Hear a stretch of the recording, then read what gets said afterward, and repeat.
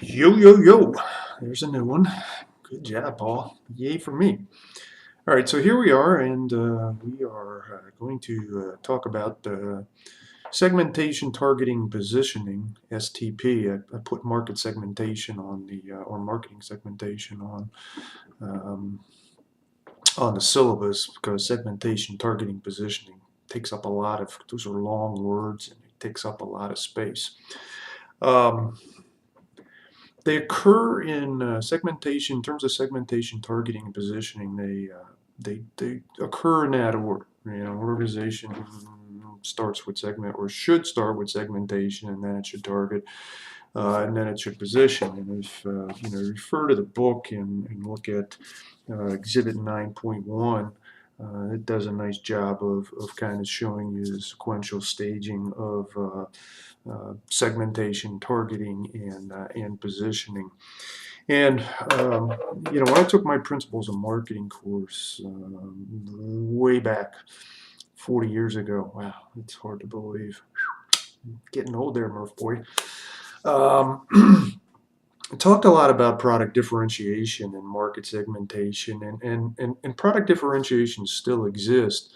But the big difference between market segmentation and product differentiation, your product differentiation is the idea that you're an organization, you have a product, and you're trying to differentiate it or separate it from another company. So, for example, if you're Pepsi-Cola and you have Diet Pepsi, you want Diet Pepsi to be somehow distinguishable from Diet Coke, right? And the difference between the two is the two not being Diet Coke and Diet Pepsi, but the difference between market segmentation and product differentiation is that market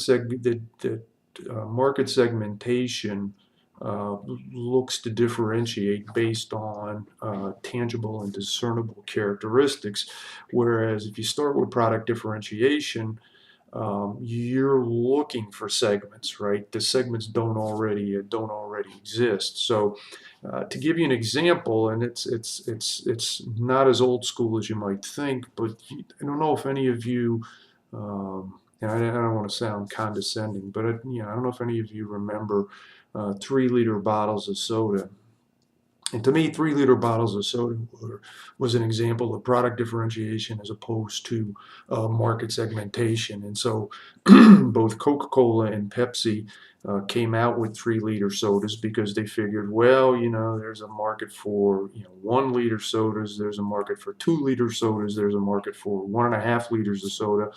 And they both of them basically said, well, if there's a market for 1 and 1.5 and 2, why not have them? Why not bring out a 3-liter soda? And the 3-liter soda was just not a success for a number of reasons. But one, and I won't say it's an overriding reason, but one contributing factor was just that there wasn't really any demonstrable segment that wanted a 3-liter bottle of soda. So you're better off starting with doing the segmentation, then doing the targeting, and then doing the positioning.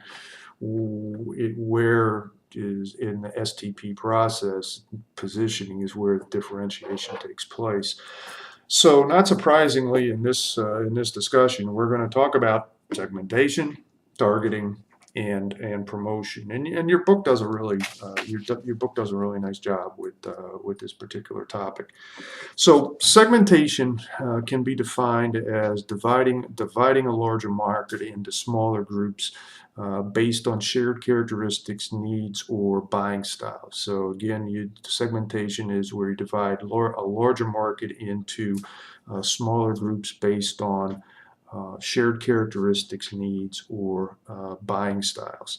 And Exhibit 9.2 does a nice job of indicating how markets can be segmented. And so, one is on the basis of demographic characteristics such as gender. Another is based on geography, right? North America, Europe, Asia, things of that nature. And one of the things to point out with respect to segmentation, there are, what I would call quick and dirty methods of segmentation. They tend to be geographic and demographic in nature. They are easily determined.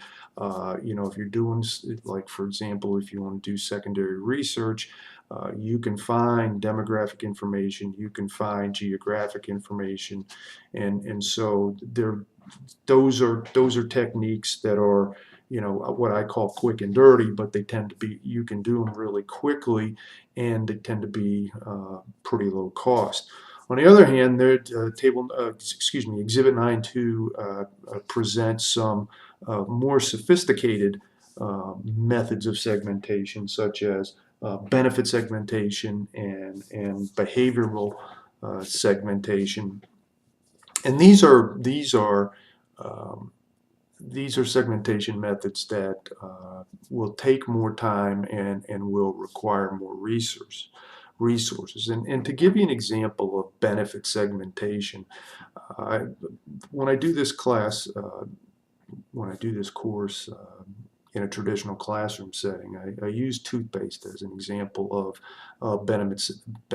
easy for me to say, benefit segmentation.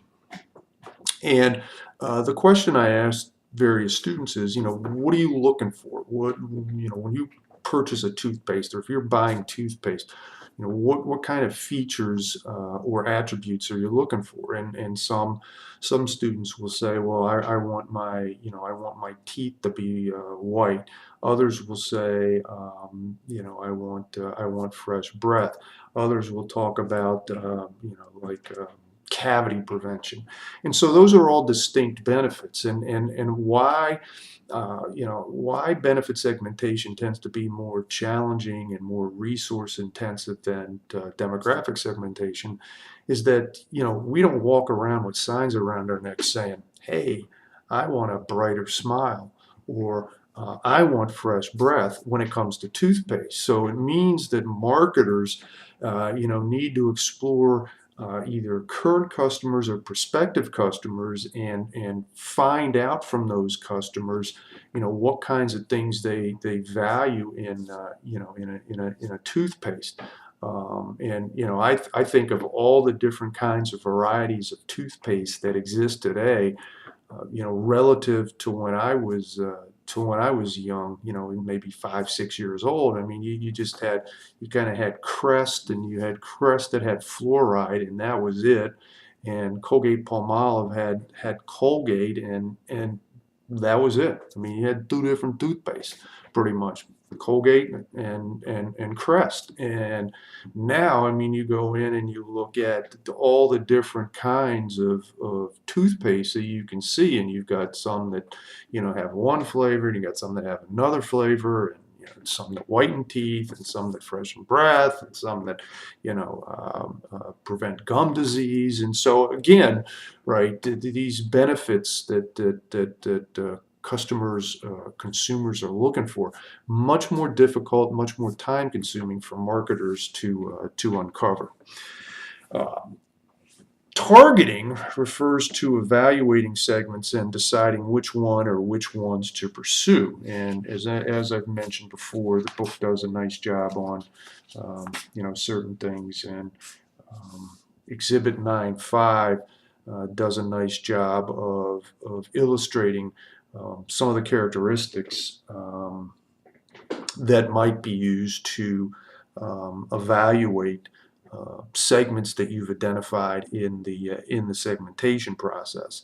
So, for example, you can look at the size of a segment, and marketers often like larger segments, because larger segments conceptually provide more opportunities for marketers. So if you're looking, for example, if you're looking in the United States, right, and you say, okay, what state do I want to focus on? Well, California, for example, has, between 38 and 40 million people, right?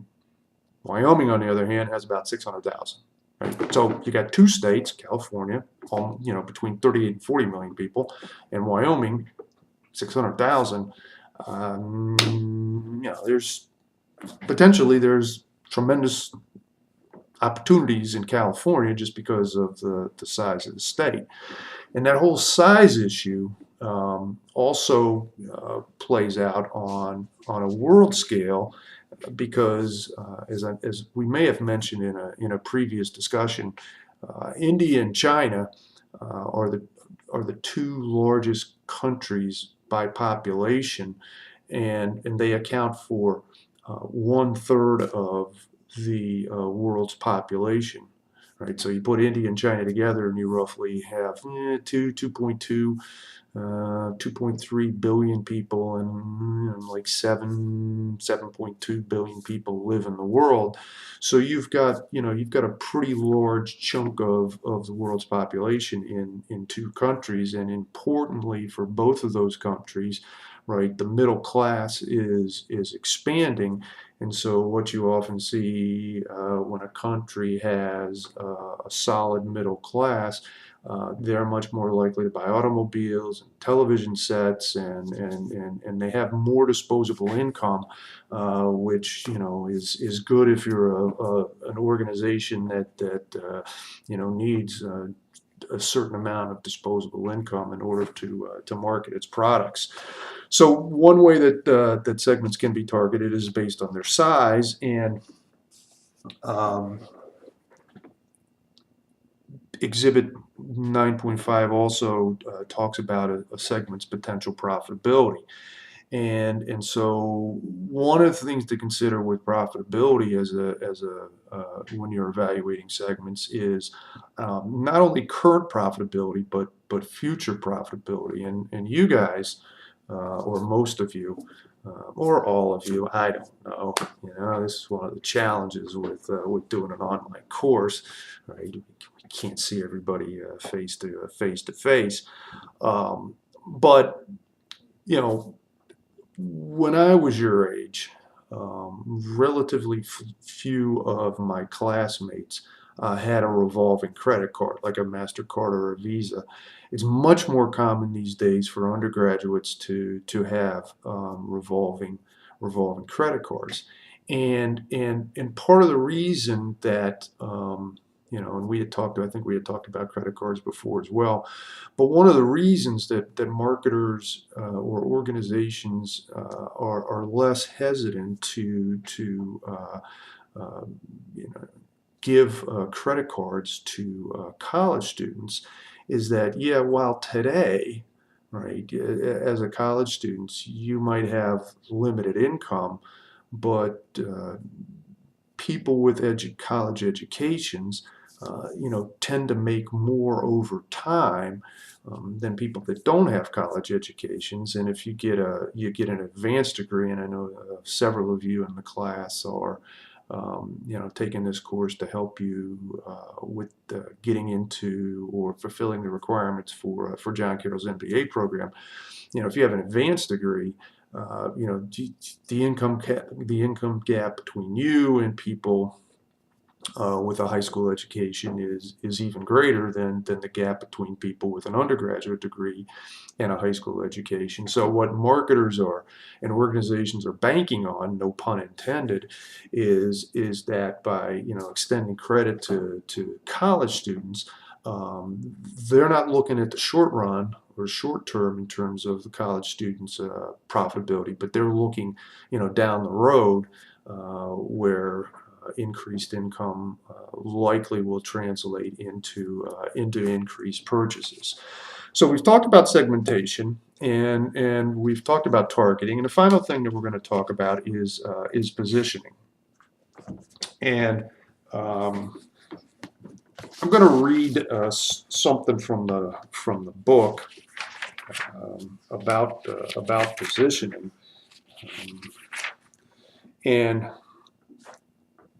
it shows up on page 287, actually. It says market positioning involves a process of defining the marketing mix variables so that target customers have a clear, distinctive, desirable understanding of what the product does or represents in comparison with competing products. Right? So again, market positioning involves the process of defining the marketing mix variables so that the target customers have a clear, distinctive, desirable understanding of what the product does or represents in comparison with competing products.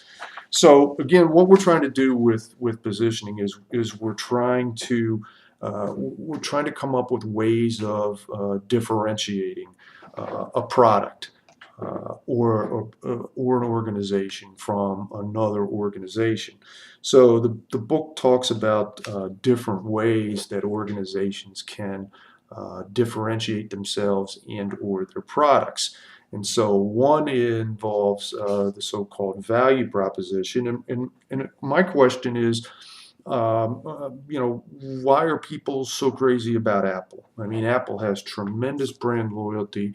We see stories of people lining up, well ahead of time if a new Apple product is going to hit the market.